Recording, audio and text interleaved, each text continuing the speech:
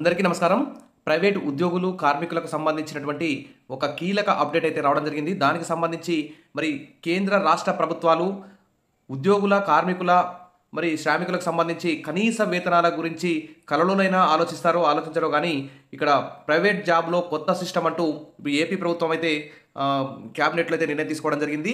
పని గంటలని 10 గంటలకు పెంచుతూ నిర్ణయం అయితే తీసుకుంది. గతంలో 8 గంటల పనిని ఇప్పుడు 10 గంటలకు పొడిగించడం జరిగింది. ఇది మాత్రం అన్యాయం. ఇప్పుడు ప్రైవేట్ ఉద్యోగాలు చేసేవాళ్ళు ఎక్కువ కష్టపడాల్సి వస్తుంది. మహిళలుంటారు, వృద్ధులుంటారు, తర్వాత అనేక అనారోగ్య సమస్యలతో బాధపడేవారుంటారు. వారందరూ కూడా ప్రస్తుత పరిస్థితుల్లో 10 గంటలు పని చేయాలంటే అదొక దారుణమనే అదొక హింసనే చెప్పుకోవచ్చు. శ్రమ దోపిడీ అనే చెప్పుకోవచ్చు. ఇలా కార్పొరేట్ బడా కంపెనీలకు సహాయం చేయాలని చూస్తూ ప్రభుత్వాలైతే ఎక్కువ పెట్టుబడులను ఆకర్షించాలనే ఉద్దేశంతో ఈ పని గంటలు పెంచుతున్నామని చెప్పి ఏపీ ప్రభుత్వం అయితే చెప్తోంది. ఇలా పని గంటలు పెంచే ముందు కనీస వేతనాలు 26,000 అమలు చేస్తే బాగుండేది.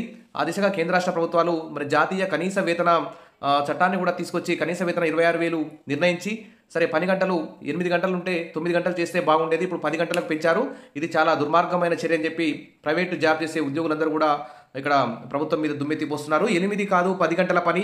ఏపీ ప్రభుత్వం సంచలన నిర్ణయం. 8 గంటల నుంచి 10 గంటలకు మార్పు. కార్మిక చట్టంలో సవరణ చేసిన ఏపీ ప్రభుత్వం పెట్టుబడులు ఆకర్షించిందికేనని స్పష్టత. ఈజ్ ఆఫ్ డూయింగ్ బిజినెస్ కోసమేనట స్పష్టం చేసిన మంత్రి పార్థసారథి. పని గంటలు పెంచుతూ ఉత్తర్వులు జారీ. ఇందుకు వీరందరూ ఏసీ రూముల్లో కూర్చుంటారు. కష్టపడి పనిచేసే వారికి కష్టం విలువ తెలుస్తుంది. కాబట్టి ఇలా పని గంటలు కనీస వేతనాలు పెంచకపోవడం కనీస వేతనాలు పెంచమని ఉద్యోగులు, ప్రైవేట్ ఉద్యోగులు, కార్మికులందరూ కూడా ధర్నాలు చేస్తున్న సందర్భంలో వారి మీద పిడుగుపడినట్టు ఈ పని గంటలు పెంచి కూర్చున్నారు. అసలు ప్రైవేటు ఉద్యోగులు అని చిన్న కాంట్రాక్ట్ అవుట్సోర్సింగ్ ఉద్యోగులందరూ కూడా కనీస వేతనాలు పెంచమని ధర్నాలు, సమ్మెలు చేస్తున్న సందర్భంలో కనీస వేతనాలు పెంచకుండా పని గంటలు పెంచడం ఇది మాత్రం అన్యాయమని ప్రైవేట్ రంగంలో పనిచేసే ఉద్యోగులందరూ కూడా ఇది శ్రమ దోపిడీ అని చెప్పుకోవచ్చు. ఈ కొత్త సిస్టమ్ తీసుకురావడానికి చంద్రబాబు నాయుడు గారు అయితే చాలా కీలక పాత్ర పోషించారు. ఇప్పటికే కేరళ, అస్సాం, తమిళనాడు, బెంగాల్ రాష్ట్రాల్లోనూ ఇదే విధానం అమల్లో ఉంది. ఉద్యోగుల కోసం కార్మిక చట్టాల్లో మార్పులు చేపట్టింది. సవరించిన ఆంధ్రప్రదేశ్ ఫ్యాక్టరీల చట్టం ప్రకారం ఇప్పటివరకు 8 గంటలు పనిచేసిన ఉద్యోగులు ఇప్పుడు రోజుకు 10 గంటలు పనిచేయాల్సి వస్తుంది. ఉమ్మడి ఆంధ్రప్రదేశ్లో 8 గంటలుగా ఉన్నటువంటి వర్కింగ్ అవర్స్ను 9 గంటలకు పెంచారు. ఇప్పుడు సెక్షన్ 54 కింద మార్పులు చేసి 10 గంటలకు చేశారు. దీంతో పాటు మొదటి 5 గంటల తర్వాత విరామం తీసుకునేవారు. ఇప్పుడు దీన్ని 6 గంటలు పనిచేసిన తర్వాత 1 గంట సేపు విరామం తీసుకునే విధంగా ఈ చట్టాన్ని అయితే మార్చడం జరిగింది.